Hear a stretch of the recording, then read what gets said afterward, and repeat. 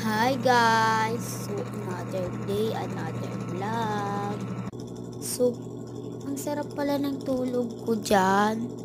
Kasi,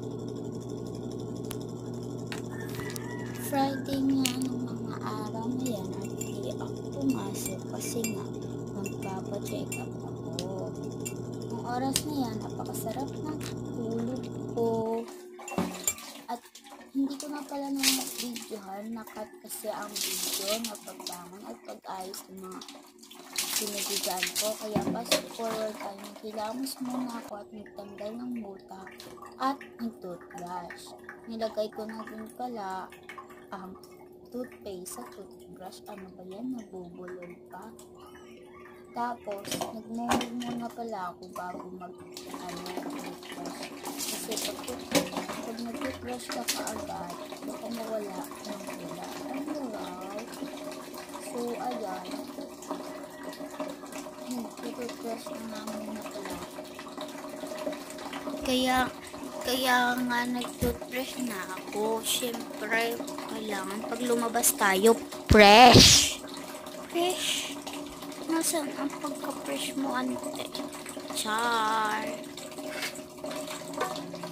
Gagamitin ko sana ng pangmumog ang shower kaso wala palang tubig.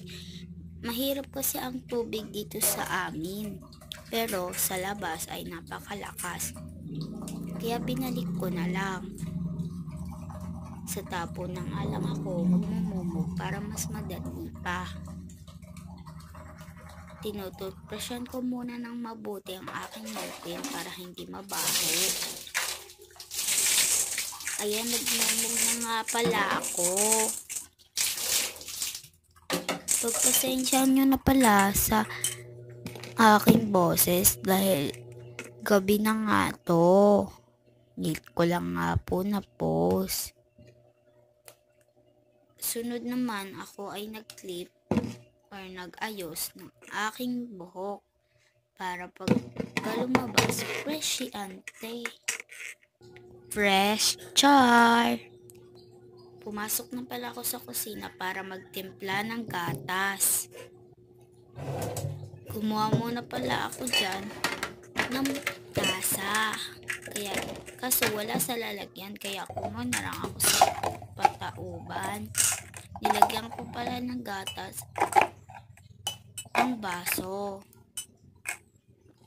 Sumunod pala, nilagyan ko ng mainit.